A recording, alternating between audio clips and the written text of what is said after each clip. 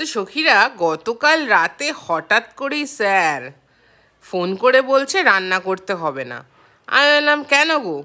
বললো আমি খাবার নিয়ে আসছি। তো বুঝিনি যে এত সুন্দর দারুণ ডিশটা নিয়ে এসছে।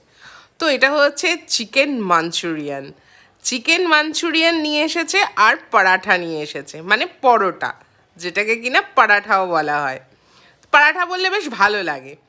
তো চিকেন মাঞ্চুরিয়ান দেখো এক প্লেটই এনেছে, এক প্লেটে প্রায় 10 পিস চিকেন মাঞ্চুরিয়ান ছিল। আর এইখানে একদম আমি স্যারকে বলছি তাড়াতাড়ি খোলো, গরম একদম গরম গরম একদম, উফ! আর জাস্ট অসাম ছিল।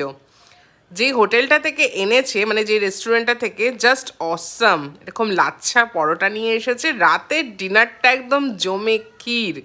মাঝে মধ্যে যে কীরকম সারপ্রাইজ দিয়ে দেয় না, ও এইরকম খাবার কে বলে বলো? আমাকে যখন বল